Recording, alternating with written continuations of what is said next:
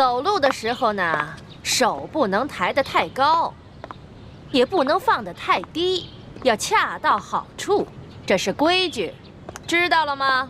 知道了。继续吧。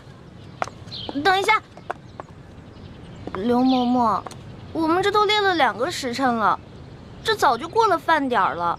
我们现在又累又渴的，能不能让我们先吃点东西啊？不可以。什么时候你们练好了，我觉得合格了才能休息。继续走吧。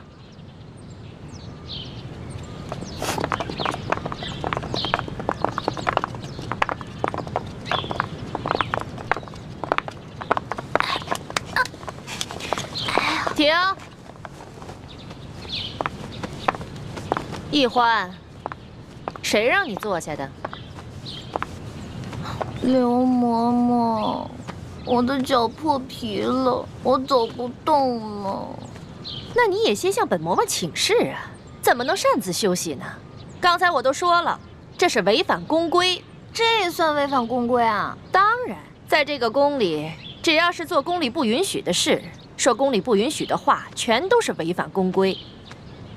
你知道去年的秀女里面有一个擅自喂了太皇太后的胭脂鱼，后来那个鱼胀死了。知道这个宫女怎么样了吗？怎么样了？哎呀，她可是被活活饿死了呀！饿死了？这么残酷的处罚，刘嬷嬷，那我向你请示，我能不能休息一下？不可以。起来继续。好疼啊！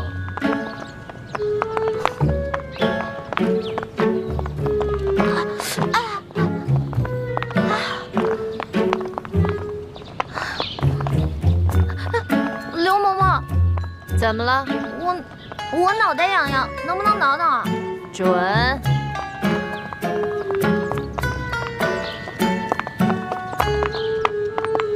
刘嬷嬷，说。我想，对不起啊，您肯定是那种通情达理的人嘛，不可能不让我打喷嚏的，是不是？下回憋住嘛。你哪儿那么多废话呀？赶紧走。哦。嬷嬷，你又怎么了？就这么一会儿，你举3次手了？不是您说的吗？有事儿之前必须举手请示啊。什么事儿说？我想放屁。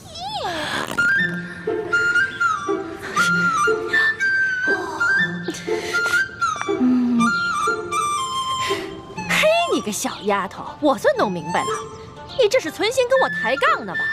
没有，完全没有跟您抬杠，我这不是憋不住了吗？少跟我抬杠，你那点心思以为我不清楚吗？来人呐，把他给我拖下去，杖责20。等一下，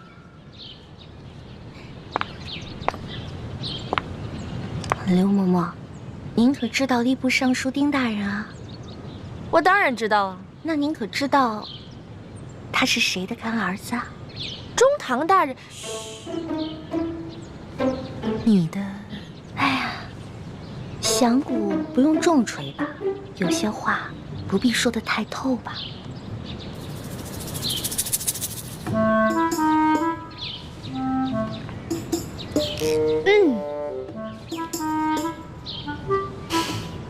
算了，我就看在你脚磨破皮的份上，放你先去休息一会儿吧。谢谢刘嬷嬷。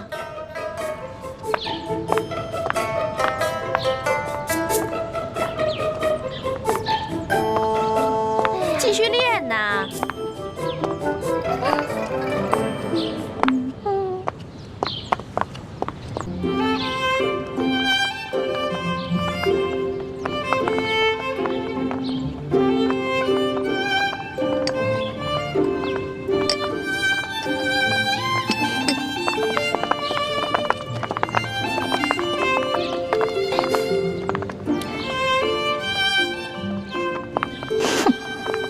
自己坐着，有吃有喝的，却让我们饿着肚子受累。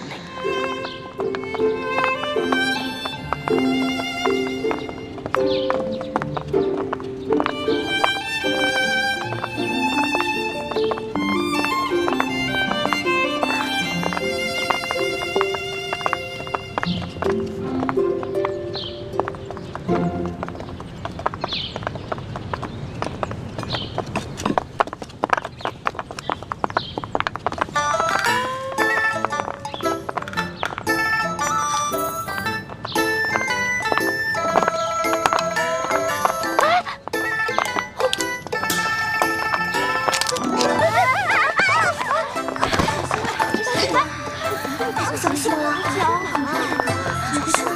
没事吧？起来，没事。你们三个怎么回事啊？啊，不好好练习，在这捣什么乱呢？在这跪2个时辰。刘嬷嬷，我们真的不是故意的，实在是踩了什么东西，滑了脚。嬷嬷，这儿有蚕豆，您看，玉兰姐姐准是不小心踩到了，才摔倒的。这怎么会有个蚕豆呢？你怎么了？说话呀！啊，我刚刚噎着了。好端端的，你为什么噎着了？刚才口水没倒过来，一下子噎着了。口水没倒过来，这个周围全都是你嘴里的蚕豆味儿了，还想蒙我？手拿过来。我什么都没有。手拿过来。我真的什么都没有。刘嬷嬷。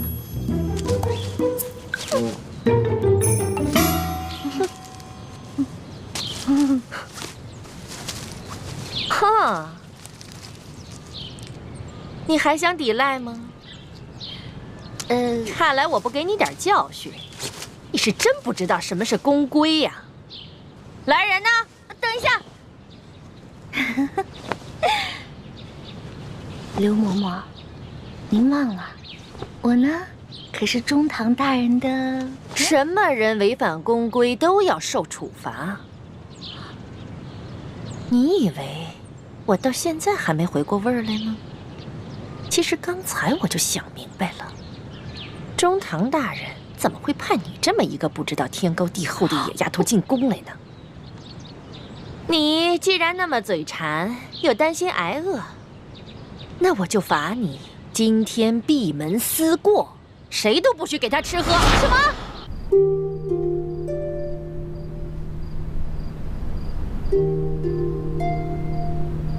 还好还有一颗小蚕豆。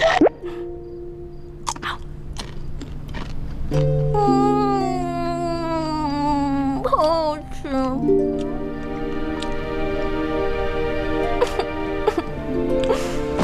但是还是好饿呀，我要饿死了，饿死人了，饿死人了！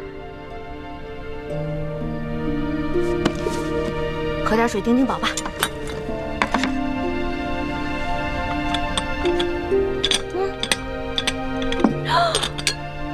不是吧？啊！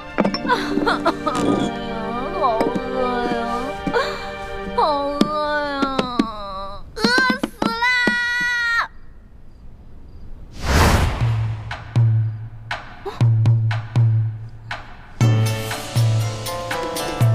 好呀。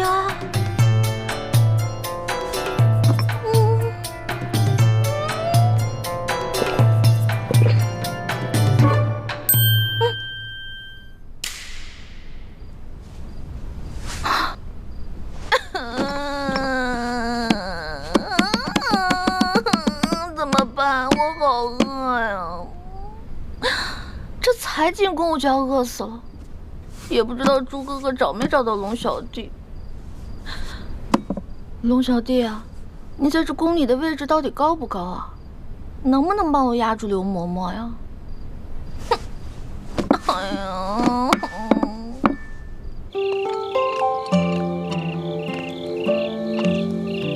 大哥，大哥！大哥，大哥，大哥，不是约好了在这见面的吗？人呢？会不会是刚进宫找不到路啊？哎，不对不对，他那么聪明，怎么可能呢？难道是出什么事了？大哥，大哥！哎呀，饿死了！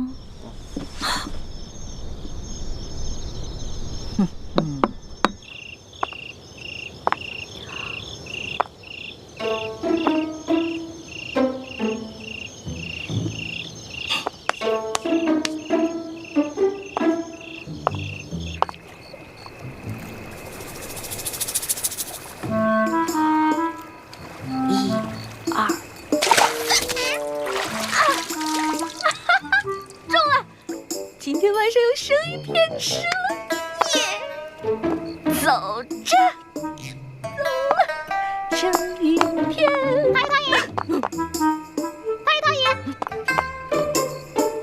太爷，太爷。嘿，吓死我了！哎呦，原来是你这个鬼东西在这装神弄鬼啊！吓我一跳！太爷，你还说是不是？行。看我怎么教训你！哼，让你知道我的厉害！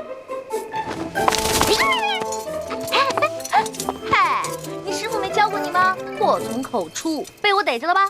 走！哟，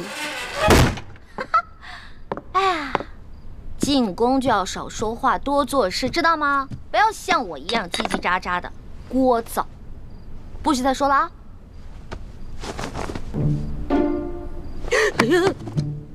喂，不是吧？我没杀你啊！不是我杀的，不是我杀的！哎，你醒醒，你醒醒！不是吧？我把你给憋死了！啊，我不是故意的啊！要不然我给你念《金刚经》超度吧。对不起，对不起，对不起，对不起啊！咱们储秀宫里喂了几年的鹦鹉，居然不翼而飞了。养在池塘里的锦鲤也少了一条。说吧，谁干的？知道吗？嬷嬷，玉兰、荣慧、秀禾昨晚出去过。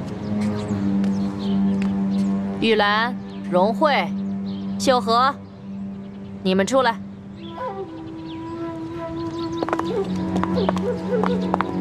昨天晚上，有人看见你们离开住处出去了，去哪儿了？秀禾妹妹半夜要小姐，夜里黑，她一个人害怕，我和荣慧陪她去的。只是去小姐，那有没有在回来的路上，顺便偷个鸟、抓个鱼什么的？嬷嬷明鉴，我们哪敢在宫里偷东西啊？可是除了你们三个，就没人离开过房间。不是你们还能是谁？来人，把这三个给我拖下去掌嘴，打到招了为止。嬷嬷饶命啊！嬷嬷饶命啊！饶命啊！饶命啊！慢着，昨天除了他们三个，还有人离开过房间。谁？我。你？我昨天不是罚你闭门思过吗？你居然敢偷偷跑出去！是啊，我闭门思过了。我一天没吃没喝，但是我总得拉撒呀。其实我早就怀疑你了，只不过是因为没有证据，我不便发问。这批秀女里边就属你胆子大，准是你昨天饿了一天，又打起那鱼鸟的主意了吧？哎，你有什么证据证明我拿了你的鱼跟鸟呢？捉贼得拿赃啊！我有没有冤枉你呢？我自然会查清楚的。不过这储秀宫呢，夜里会落锁，外人进不来，里面也出不去。我还就不信了，你能把那鱼骨头和鸟毛一块儿给吃了？来人呐，给我搜！这，哼，老东西，我就不信你能搜得到。对不起啊。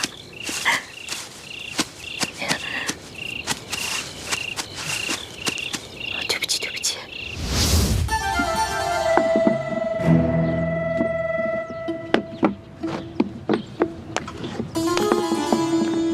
刘某某没有。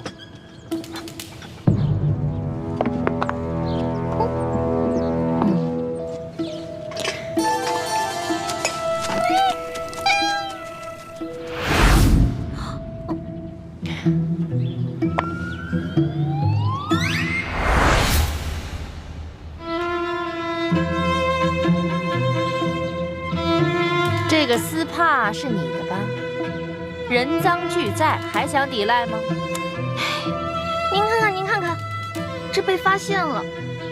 不过是这样的，昨天晚上啊，我是路过，我就看着这只鹦鹉想偷吃那条鱼，我就想着赶紧制止啊，我就拿我那个丝帕往他脸上一捂，没想到他就死了。到这个时候了，你居然还这么嬉皮笑脸的跟我口吐妄言呢！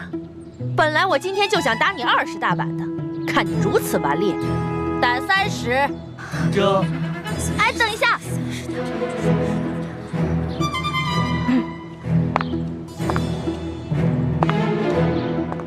刘嬷嬷，您别忘了，我可是中堂大人的人呐。我要是连你这个鬼话都信，那我岂不是白活了这么多年？拖出去打！这，我说的都是真的。慢着。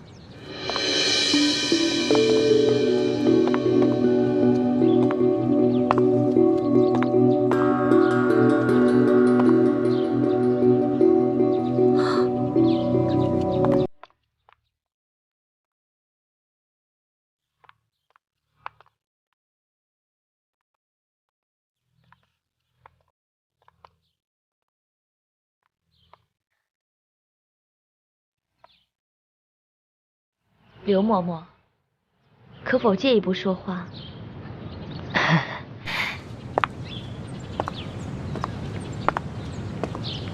这个秀女，我瞧着倒是挺有眼缘的，就替她说个情吧。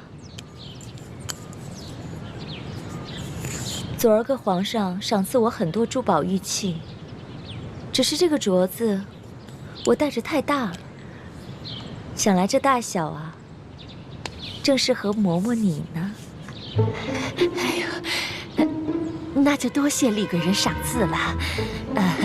今天这事儿就看在厉贵人的面子上，我就不追究了。那就多谢嬷嬷了。这个秀女有些不懂规矩，不过长得嘛倒是挺可人的。嬷嬷不如把她交给我，我来替嬷嬷好好调教调教。厉贵人，你亲自调教，那自然是一小主的福分了。易欢，还不谢过厉贵人？易欢，谢过厉贵人。徐姐姐，师傅们真的不应该把你安排进宫。这大清的皇上是咱们最大的敌人，你却要委曲求全，委身于他。一想到这儿，我这心里就堵得慌。你也别太怪师傅们了，他们这么做，也是为了尽快找到铜匣，拿到藏宝图和议事名册，壮大咱们联盟的力量。可是这是牺牲了你一生的幸福啊！个人的幸福比起光复大明的大业，不足为道。更何况，我早就是一个无父无母的孤儿。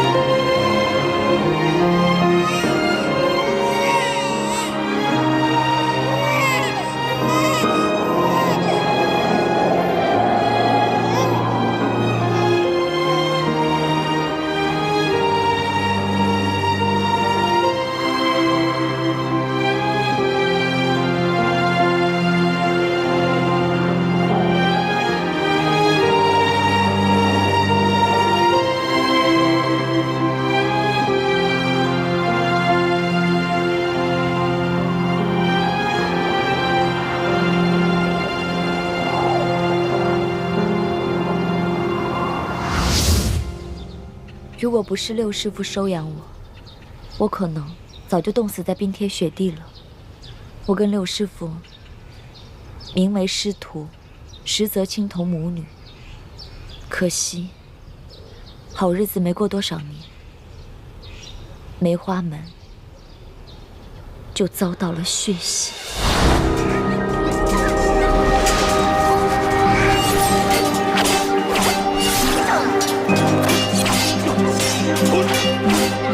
啊！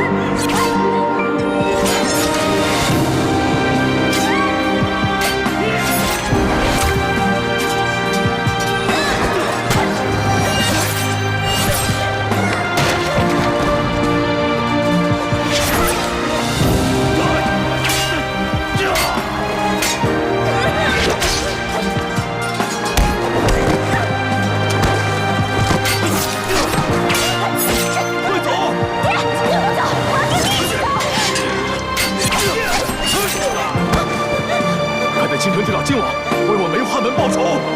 爷爷，我们跟你一起走。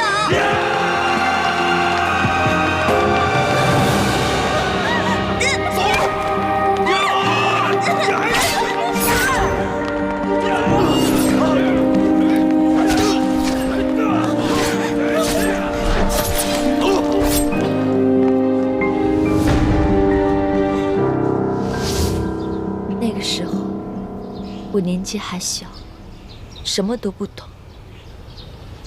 六师傅告诉我，那些杀手全都是清廷的走狗，凡是不归顺清廷的武林门派，全都遭到了血洗。这么深的血海深仇，让你一个弱女子来报，实在是……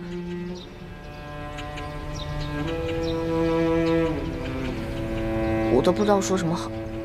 你跟我还不是一样吗？咱们明珠谷长大的孩子，都是同样的命运。就连你和大师兄，你们一个是大明最后一个太子，一个是大明未来的太子妃，可为了光复大明的大业，不也冒着险潜入这紫禁城了吗？可是我不一样啊，我进宫是为了引起康熙跟鳌拜的内斗，只要一旦得手，我们就可以撤了。可是你要一直以身试敌，留在这紫禁城里，直到找到铜匣为止。你也不用太替我担心，我一进宫就得到了皇上的宠爱。我跟六师傅正努力在宫中收买耳目，拓展资源，相信我们很快就能找到铜匣，完成任务。雪姐姐，从小我就觉得吧，大人为什么总是宠你，给你贵重的首饰、好看的衣服，谷里牛羊挤的奶不给我们喝，却给你泡澡，原来是想把你养大送进宫里啊！哎呦，我小时候实在是太小心眼了，居然还会嫉妒你。一欢，那个时候咱们都是小孩子，难免会争大人的宠。以前全谷的人都宠着你，可我一进谷，大家却更宠爱我了。换作是我啊，我也会嫉妒。但现在你都知道了，在师傅们的心里，最宠爱的人始终都是你。雪姐姐，你放心吧，我跟猪哥哥已经进了宫了，而且我还结识了皇上的心腹侍卫，叫做龙三。我们也会想尽办法帮你一起找到铜匣，到时候我们就可以一起离开这个龙潭虎穴了。好，我们一起努力。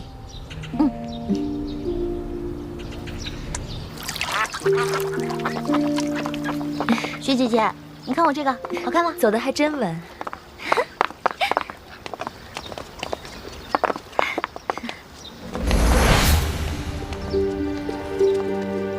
爹，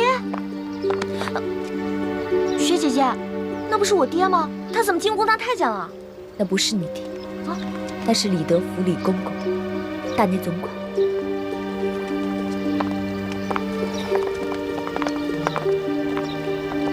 厉贵人吉祥。李公公安好。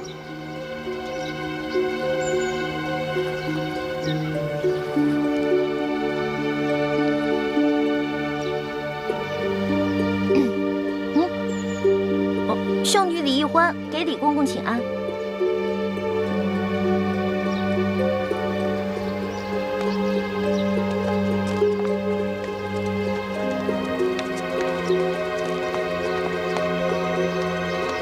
雪姐姐，你没骗我吧？那个太监真的不是我爹啊！他真的不是。我刚进宫的时候，一看到他，也把我吓一跳，差一点把他错认成大师傅。可我再多看几眼，就看出了差别。大师傅为人严正，心地坦荡，脸上的神情总是很严肃，喜怒都能看得出来。而这个李公公却是个深藏不露的笑面虎，你永远也看不出他心里在想什么。怪不得，你都被封为贵人了，他对你好像还不是特别的恭敬。这你就不知道了。来，这李公公啊，是这宫里的大内总管，在这宫里面很有权势，再加上深得太皇太后的宠信，所以啊，后宫的嫔妃们都特别巴结他，连皇后都不例外。我只不过是一个小小的七品贵人，他自然不会把我放在眼里了。怪不得呢。这个李公公刚才还对你打声招呼，跟我连理都不理。欢儿，你以后见到李公公一定要主动打招呼行礼。这紫禁城可不比咱们明珠谷。哦，为人处事一定要小心谨慎，稍有疏忽就得罪了人，别人在背后害你，你却一无所知，那岂不是很危险？哎呦，这皇宫简直不是人待的地方嘛！你啊，从小一向在外面野惯了，如今也身不由己进了宫，还真是难为你了。你和你那个结拜兄弟龙三联系上没有？别说了，根本就没有。我们这个刘嬷嬷，简直不是人，我根本就没有机会逃脱他那些眼线，我只好让朱哥哥帮我去联系了。那就希望大师兄能够联系到龙三，让这个龙三在皇上面前帮你周旋，这样，你还能安全一些。不然以我现在的身份，也保护不了你。雪姐姐，六师傅，放心吧，我现在已经知道这皇宫的厉害了。我发誓，我绝对不会再让雪姐姐、六师傅跟朱哥哥为难了。我绝对不会再给你找麻烦了。你说的话我们可不敢相信，但愿吧，但愿啊，你能老实一点。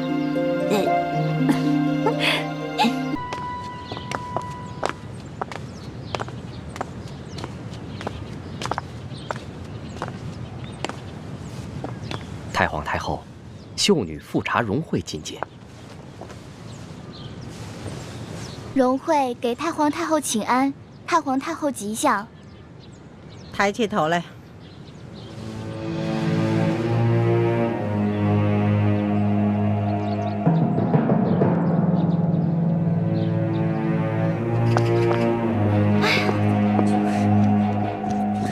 是吗？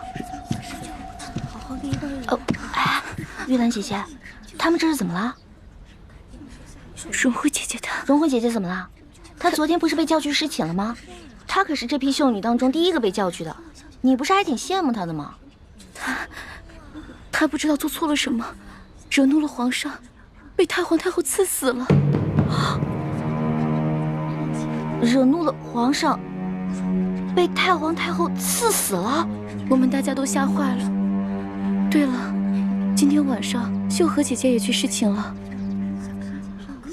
不知道她今晚的运气能不能好一点。我的天哪，我还是赶紧先画画吧。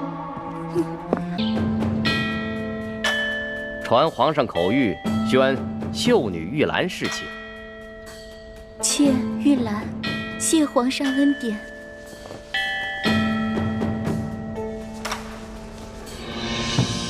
起来吧，随咱家前去沐浴更衣。李公公，秀禾呢？她为什么一直都没有回来？她不会再回来了，她也被太皇太后赐死了。姐姐，公公，可知道秀禾犯了什么过错，被太皇太后赐死了？可否提示一下，也好让妾吸取教训。这个嘛，咱家也不清楚。主子们要赐谁死，那还不是一句话的事，谁又敢多问呢？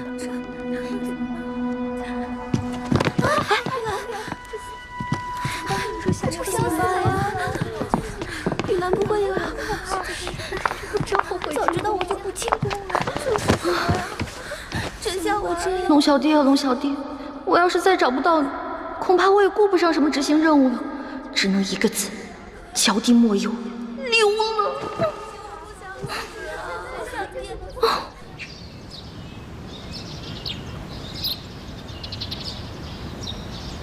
混入秀女中的3个奸细，都被哀家给处置了。这下皇上该清静了。皇祖母，如此一来，鳌拜一定会对你老人家怀恨在心的。这宫中啊，爱哀家的，恨哀家的，就像哀家的头发丝一样多。如今他们也老了，啊，这头发细的也都掉得差不多了。哀家就是为了皇上，不管他是明枪或暗箭，哀家都能挡得住。皇祖母，皇上常说，没有皇祖母就没有他，是您为他和大清江山撑起了这一片天。哎，那是。哀家跟皇上相依为命，这么许多年不容易呀。哎，皇上啊，是哀家的命根子啊。他只要不像他的皇阿玛，哀家就心满意足了。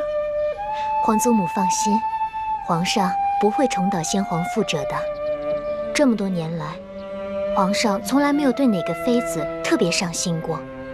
宫里来了那么多的秀女，皇上似乎也没有多大兴趣。他才多大，正当年少，又急于亲政，这男女之事啊，自然不往心里去。当他的朝局一稳定，那可难说了。你看他的皇阿玛遇到那董鄂妃的前后，判若两人呢。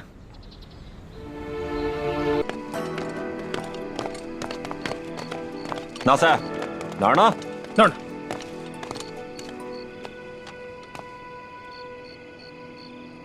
哎，奇怪了，这谁呀？啊，居然这么大胆儿，在这紫禁城里给我放孔明灯。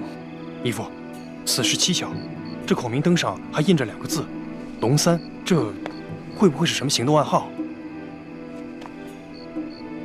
纳赛，你带2个弟兄，把这盏孔明灯给我取下来。这，你们俩去御花园里看一看，到底是谁在放孔明灯，有什么目的？这。走，我们去保护皇上。这。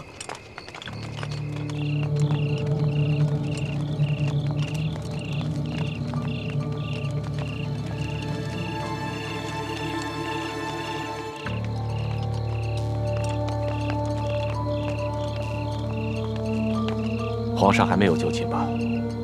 皇上正在批阅奏章。我有要事要见一下皇上，有劳公公帮我通禀一下。好，左大人，请你稍后。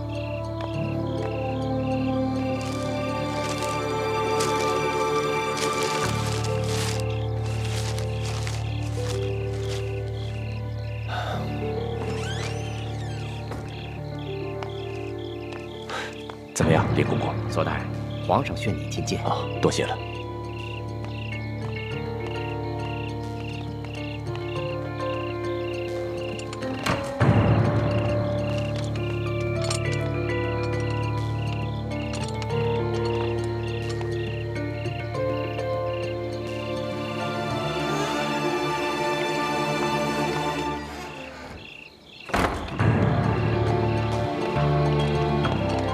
皇上有旨，撤回御花园搜查的侍卫。从今天开始，如果再发现像今天晚上这样的孔明灯，一律直接上报，不许私下议论，违旨者斩。这。左大人，皇上这道旨意到底有何深意啊？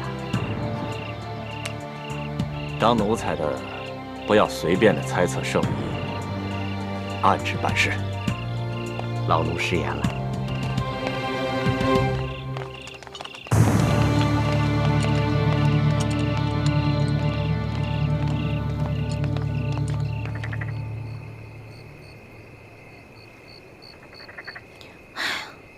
这个龙小弟，你要是今天再不出现的话，我就跟你绝交。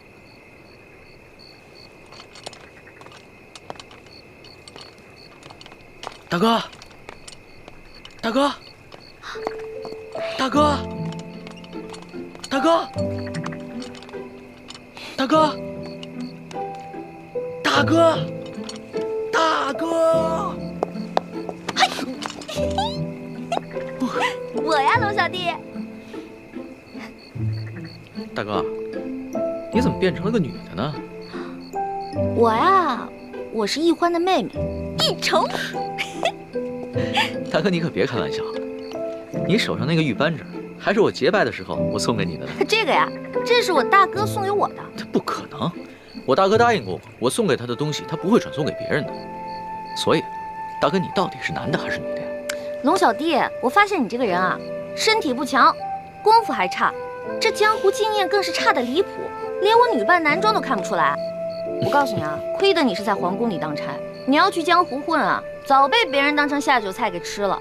得了吧，我早就认出来你是女的了。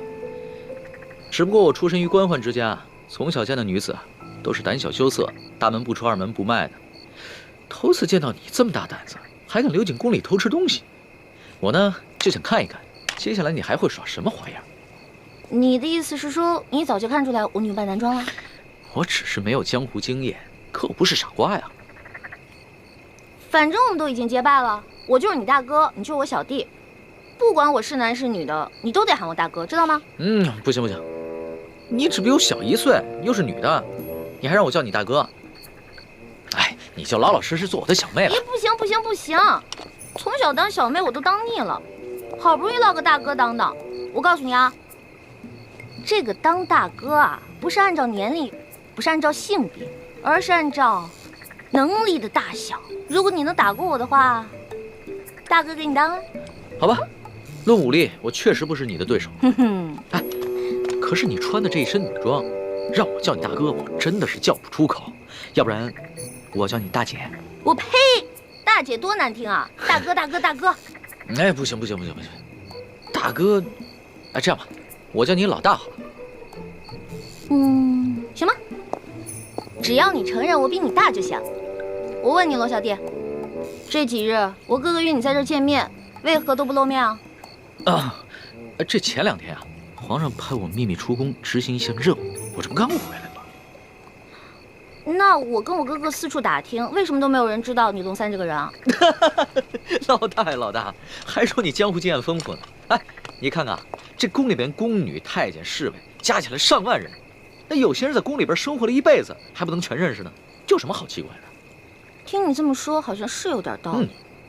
我大哥是不是跟你说了？其实我就是鳌拜。嘘，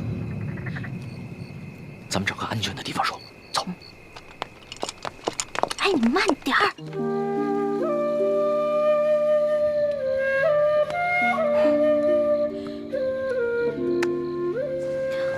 对了，龙小弟，如果你跟皇上揭发鳌拜图谋不轨、伪造秀女的事情，是不是可以治鳌拜一个大罪啊？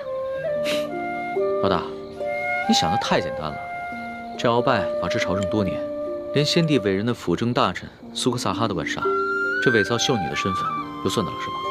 就算皇上追究起来，到时候他自然有办法推得一干二净。而且，愿意为他顶罪的人多了去了。那怎么办？咱们拿鳌拜就没办法了？其实，鳌拜在暗中培训美女，送入宫中和各大臣的府上做耳目，皇上是早有耳闻的。只不过皇上刚刚亲政，没能把持实权，所以只能暂且隐忍了。可我万万没想到，他居然会找上你。嗨，我呀，本来可以施展轻功溜走的，但是我一想，我不是还有我的龙小弟吗？所以我打算把这些都告诉你，你跟皇上说，没准还能立个大功呢，是不是？没想到老大居然肯为我冒这么大的风险。哎，对了，老大，那个大补丸的解药要不要解？有没有解呀？哎，那个大补丸啊，当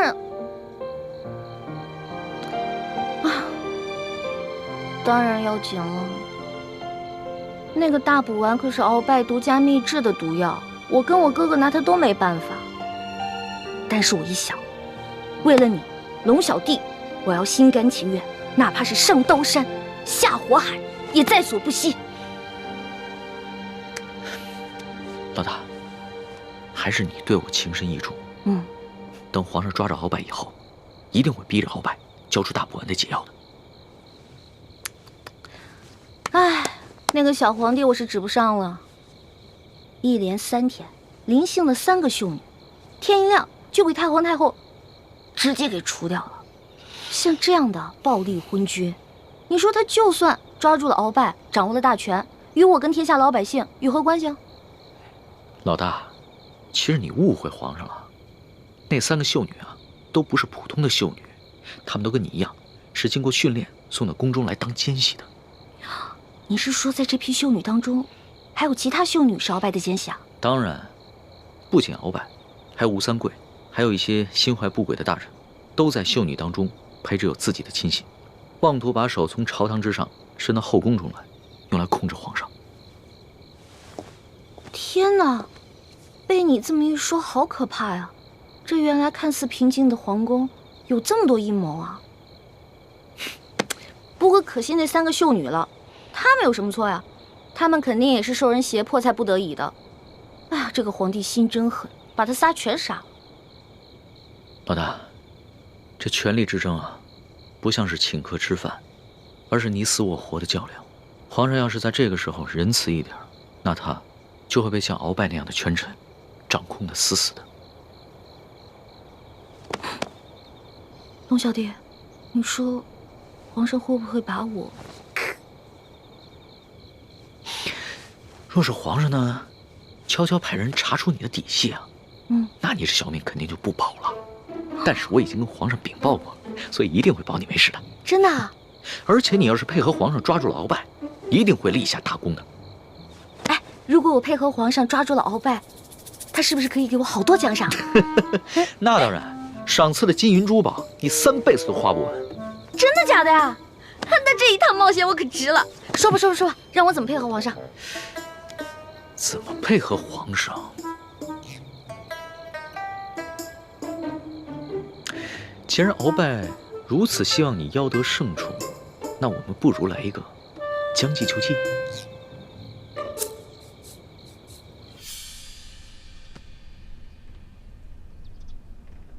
小主的身子并无大碍，可能是饮食不调积了食，待我为你开几服消食化积的药，服下便好了。哎呦，可不及时嘛！这宫里的茶点饮食实在太好吃了，我一吃根本停不下来。这宫里处处潜藏着危机，你要把性子收敛一点。知道了，你怎么还是老毛病啊？到哪儿都想管住。少跟我抬杠。说正经的，我觉得龙三的计划不妥。你别忘了，你是大明晋王的郡主，我未来的太子妃，怎么能去给大清的皇帝侍寝呢？又是这句话。我不是都说了吗？不是真的去侍寝，这是他跟皇上商量的一出戏，为了骗鳌拜的，不会真的去给小皇帝侍寝的。话虽如此，可是如果你真的进了小皇帝的寝宫，这半夜3更孤男寡女的，小皇帝又是青春年少，你又这般貌美，万一他想假戏真做了怎么办？不入虎穴焉得虎子。而且龙三都跟我说了，前段时间这个小皇帝啊，中了鳌拜的慢性毒药，大伤元气，到现在还没有恢复呢。对你呀，我永远没办法放心。我给你准备了一条禁过蒙汗药的丝巾，如果他真的对你起了色心的话，你就想办法让他嗅这条丝巾，你自然就没事了。小心藏好。记住了，如果你真的让他占了便宜的话，你就干嘛？吃了我？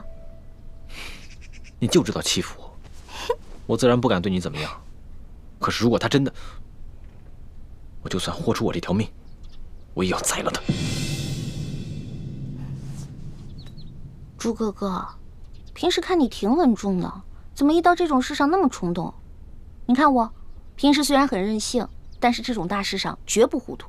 放心吧，而且我有轻功啊，就算我遇到什么危险，我可以逃掉啊。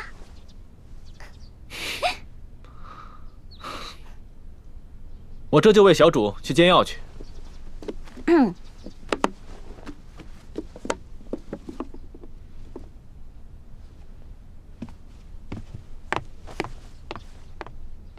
哇，这么厉害！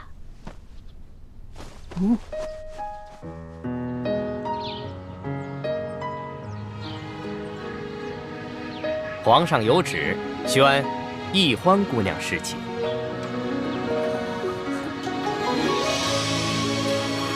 臣女易欢，谢皇上恩典。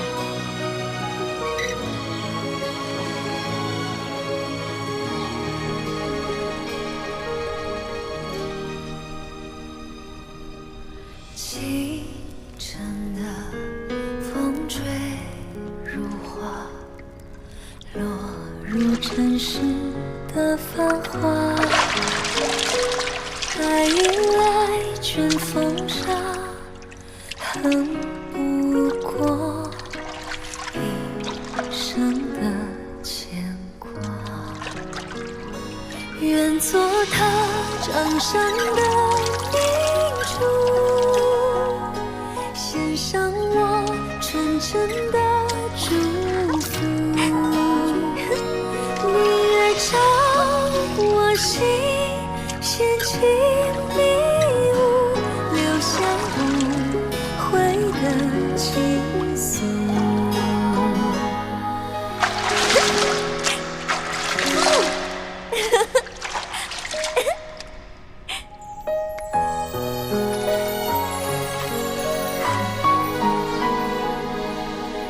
李公公，李公公，我要换的衣裙在哪儿啊？易欢姑娘，侍寝是不能穿任何衣服的。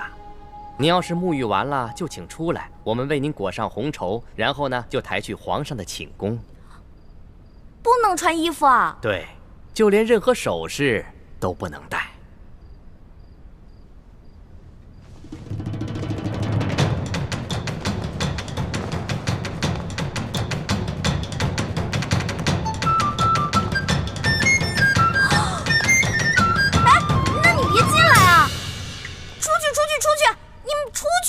不行，必须由我们亲自给你裹好红绸，顺便检视一下易欢姑娘的身体皮肤状态，看看有没有突发的瑕疵，以防止易欢姑娘夹带其他的物品。那哪行啊？男女授受不亲。要不这样，你们先出去，等我穿好了叫你们。敬事房太监主要负责皇上和后宫所有嫔妃的房中之事。易欢姑娘入宫之后，难道就没有学习过吗？学是学过了，但我现在不是还有点不习惯吗？这。哎，你们！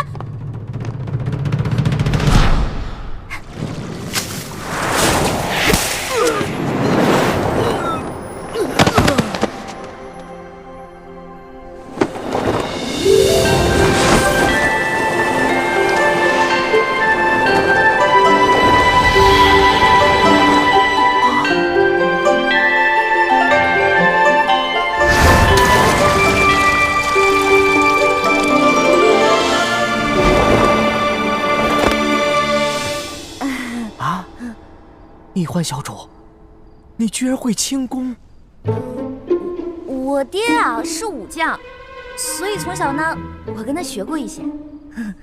公公啊，我也知道这宫里的规矩啊不能破，但是有的时候，咱是不是可以商量一下？我进宫之前呢，我爹给我留了许多提起钱，明天我好好重谢3位公公，怎么样？好吧，那只此一次啊，下不为例。知道了。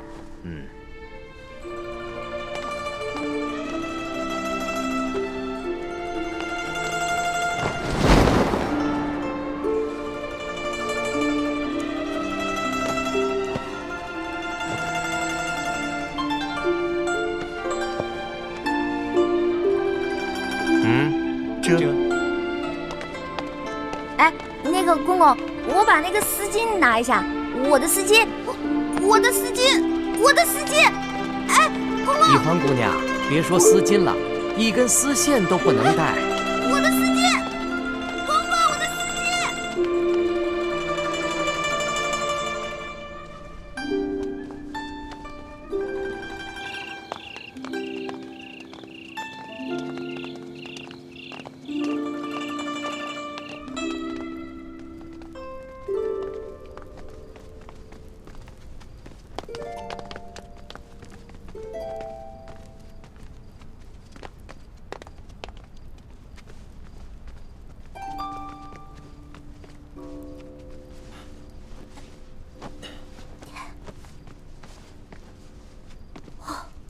易欢姑娘啊，一会儿皇上可就来临幸你了，可千万不要忘了之前学过的规矩哦，好好的侍奉皇上。好，挂帘子。这。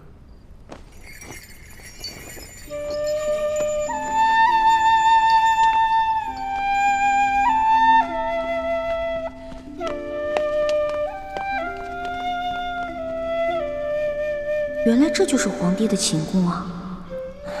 也不知道龙小弟究竟和康熙那个小皇帝说好了没有？猪哥哥给我准备的丝巾没有了，万一这小皇帝临时起了色心，假戏真做了，那可怎么办啊？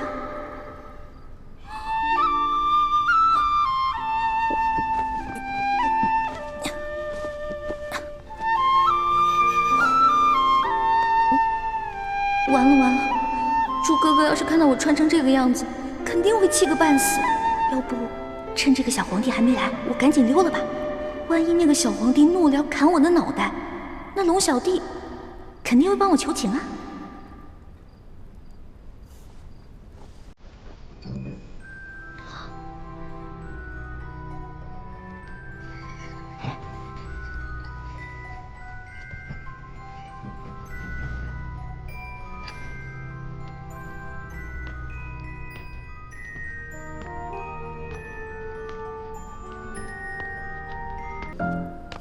你要去哪儿啊？你谁啊？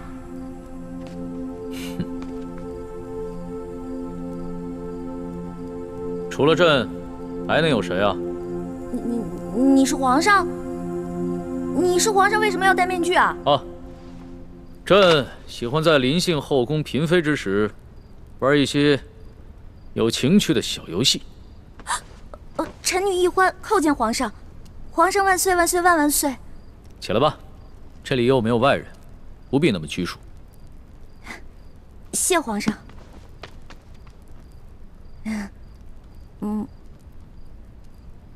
皇上，原来您这么和气啊！我一直……不，说错了，臣女是臣女。没关系，这里没有外人，朕允许你自称我，这样说起话来才更自在。对了，你刚刚要去哪儿啊？我刚刚觉得这屋太黑了，我打算出去找几盏灯，拿回来点一下。朕在就寝的时候啊，喜欢光线暗一些。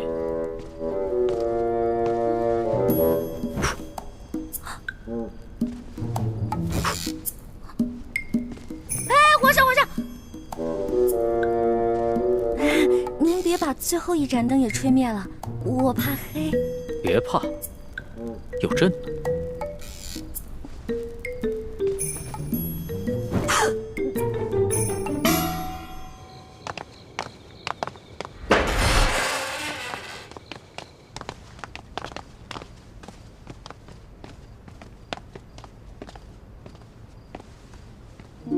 微臣李建清叩见厉贵人。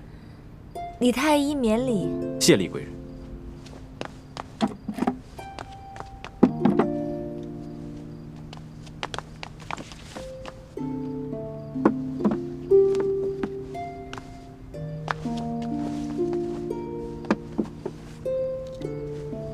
有劳厉贵人。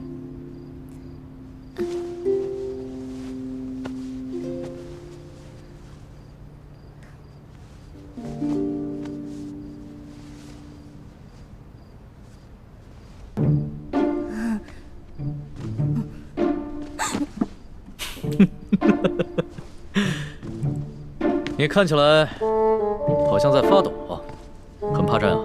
我没有，我只是觉得这屋子比较冷而已。哦，你穿的这么少，难怪会冷。要不然这样，你到朕的龙床上躺一会儿，盖着被子暖暖身子。让我上床，这小皇帝果然没安好心。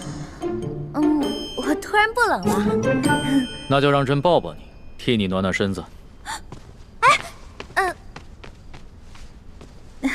你果然很怕朕啊！可是朕听龙三说过，你的胆子一向很大，你在他面前提起朕来，那可是从来都不怕的呀。皇上，我不是怕您，我就是怕您离我太近了。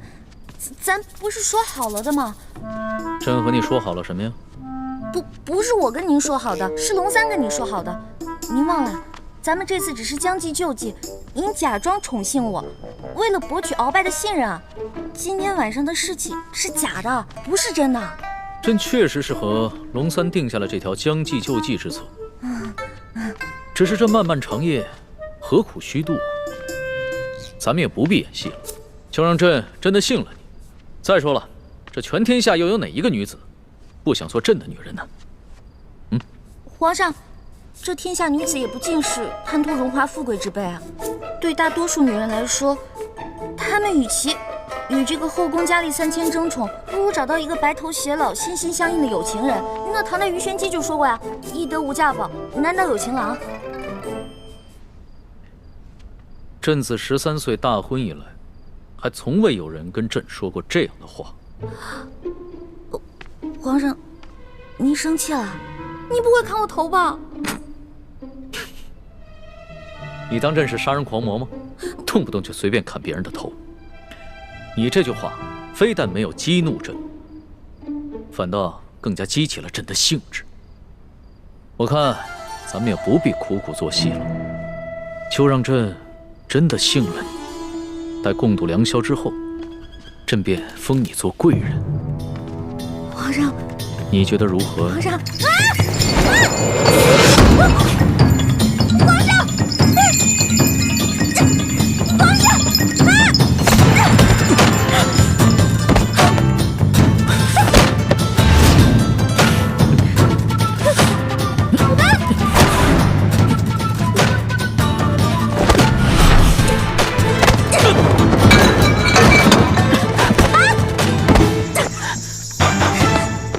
皇上，谁让你们进来的？启禀皇上，奴才见到殿内没了灯光，又有打斗之声，还以为来了刺客，所以赶紧进来护驾。刺客？什么刺客？哪有什么刺客？没有朕的旨意，谁也不许进来。这……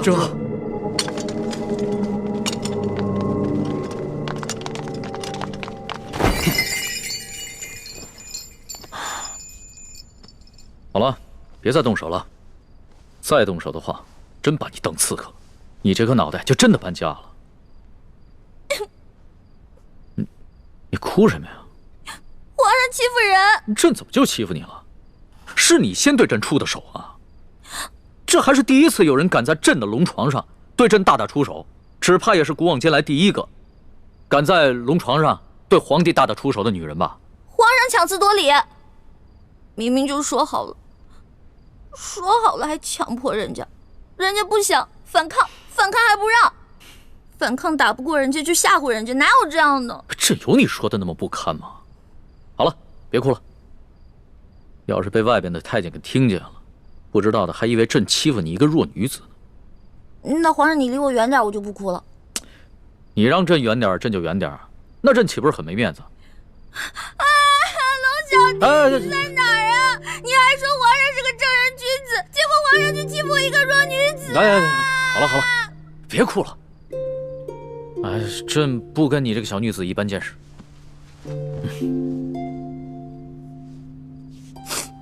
去找太医院的当值赵方抓药，我还要留下来给厉贵人扎针。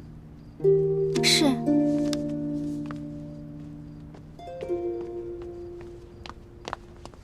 你去烧壶热水，一会儿我要替厉贵人更衣。是。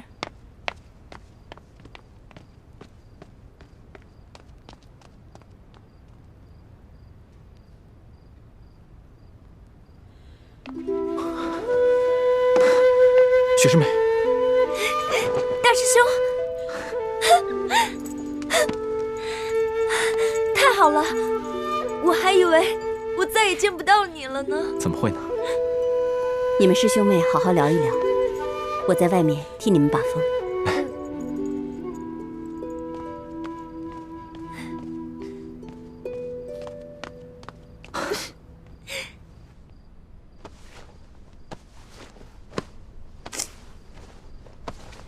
你找什么呢？我想找个手巾擦擦脸。这龙床上哪有手巾啊？朕也不想传太监打扰我们。哎，你又想干嘛？放心吧，朕不会动你的。朕堂堂天子，一言九鼎，给你擦个眼泪。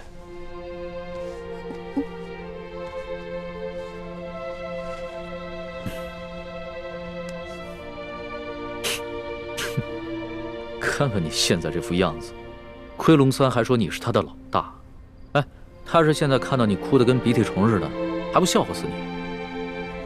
其实我在龙三面前好多都是吹牛的，我没有他说的那么勇敢，我也没有多少江湖阅历，我也从来没被哪个登徒子轻薄过，何况是被全天下最有权势的轻薄过，我能不害怕吗？朕听出来了，你是拐着弯儿骂朕是个好色轻薄的登徒子是吧？臣女不敢，臣女没这么说。皇上，臣女能不能请求皇上一件事儿啊？说来听听。您能不能别把今天晚上的事儿告诉我龙小弟啊？如果你告诉他的话，以后我就没脸在他面前充老大了。哎呀，朕又不是长舌妇，不会告诉他的。哎，不过朕保全了你在结拜兄弟面前的形象，你要怎么答谢朕呢？皇上，您可是全天下最有权势的人，也是最有钱的财主，您就为这么点的小事儿勒索我一个身无分文、身无寸缕的小女子啊？又是朕的不是啊！你怎么说来说去都是朕的不是啊？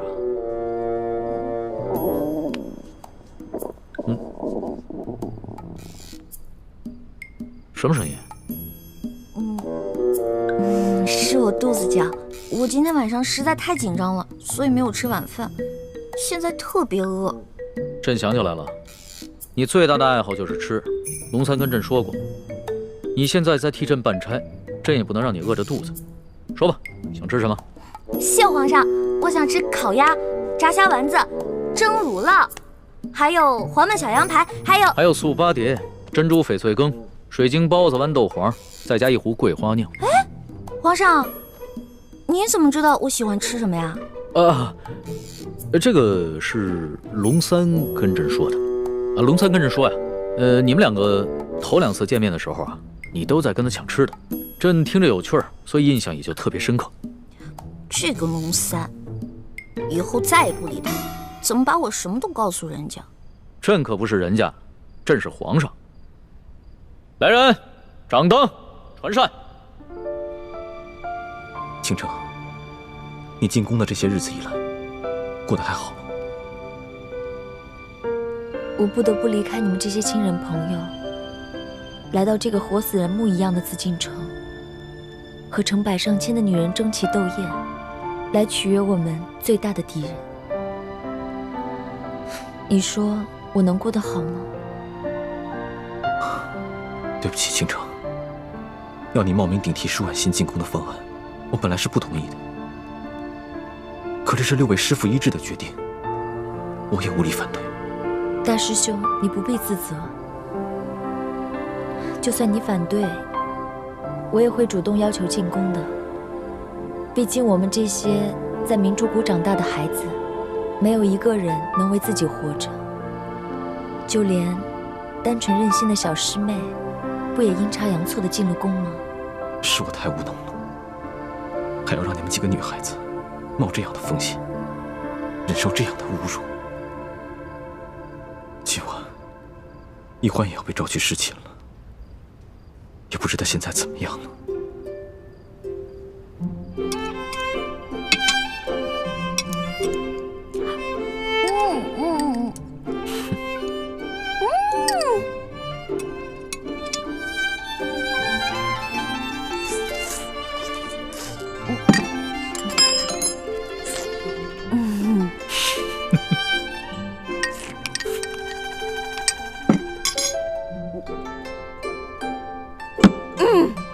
饱了。吃好了？谢皇上恩赐。撤掉吧。这样。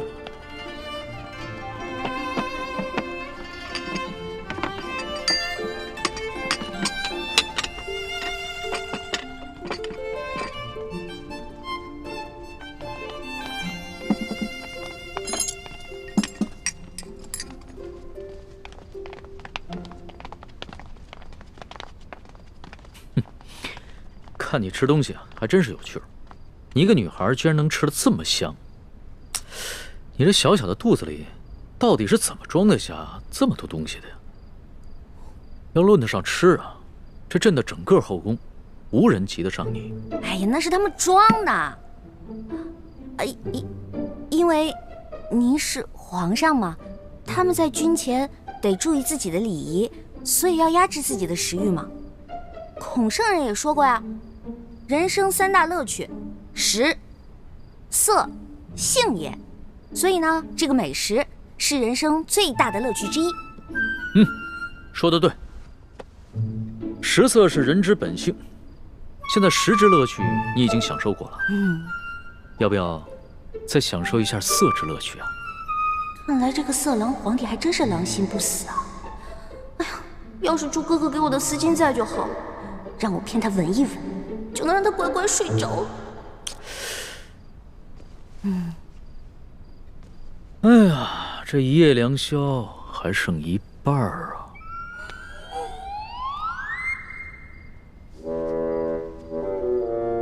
你要不要到朕的龙床上休息一下？哎呦呵！你又想干嘛呀？皇上，吃太多了，我撑到嗓子眼儿了，我想运动消化一下，可以吗？行。要是连这个朕都不准，那朕岂不是很不懂得怜香惜玉啊？你既然想消食，那就请便吧。谢皇上恩典。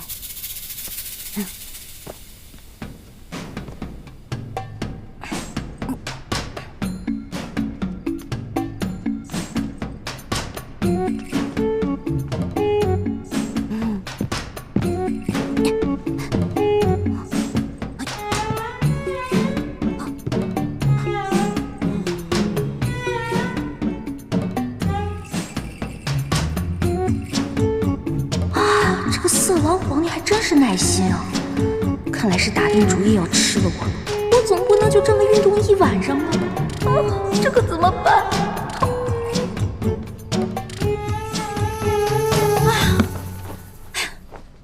累死我了！你累了？那要不要到朕的龙床上休息一下？哎呦，皇上，我可能吃坏肚子了，我肚子特别疼。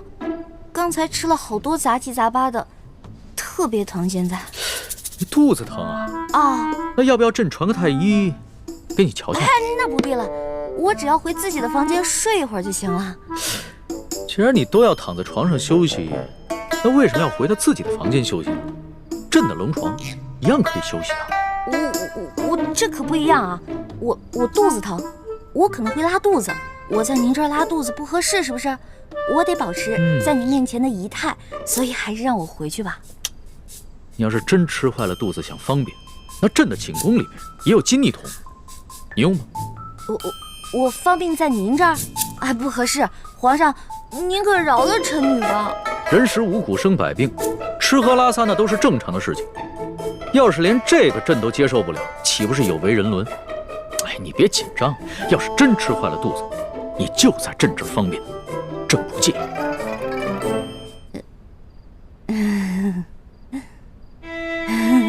你看着我干嘛呀？黔驴技穷了，是吗？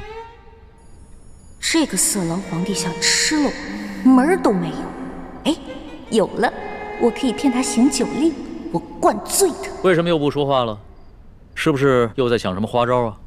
哎，皇上，咱们玩耍骰子赌酒吧。这样，咱们赌，如果你赢了，我就听您的上龙床；但如果你输了，您就让李公公送我回去。怎么样，敢不敢赌啊？这倒是挺有趣的，还从来没有人敢跟朕耍骰子赌酒的。好，朕就依你。来人，上一壶酒，再加2副骰盅。哎，等一下，上1坛酒。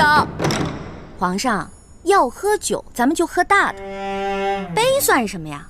咱们用碗喝怎么样？好，那朕就看一看你的酒量到底有多好。什么？对啊，我以前被召去侍寝，都是这样的程序。这是清宫特有的规矩，任何侍寝的女人都不能幸免。那一换，现在岂不是很危险？大师兄，你先别担心，小师妹机智聪明，她自有办法应对。易欢虽然有些小聪明，可她毕竟年少单纯，又毫无应付男女之事的经验，而且这是在宫里，她要面对的不是普通的男人，而是掌握天下生杀大权的皇帝。大师兄，你身份特殊，千万别冲动啊！不行，不能在这里坐以待毙，我要想办法去离乾清宫最近的地方，万一出什么意外的话，我好及时出手相救。如果事情真的到了那一步，那我和师父只好放弃潜伏的任务，大家一起杀出紫禁城。不行，不到万不得已，你们千万不能暴露身份，否则我们就前功尽弃了。你跟六师父最重要的任务，就是潜伏在紫禁城里，找到关系到大业成败的铜匣，还有金钥匙。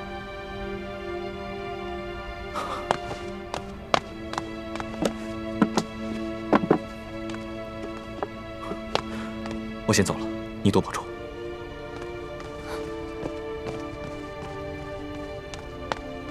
大师兄，为了易欢的清白，你可以不顾生死，而我呢？我在这里以身试敌，你对我就只有歉疚吗？皇上不好意思啊，您输了，喝酒，喝。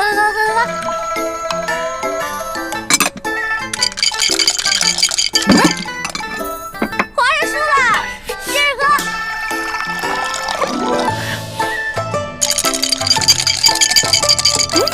又输了，来，我给您满上。咱们再来一起呗。不行，不行，真不行。哎，去哪儿啊？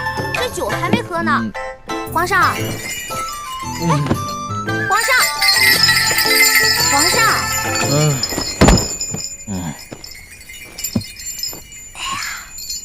让我看看皇帝长什么样。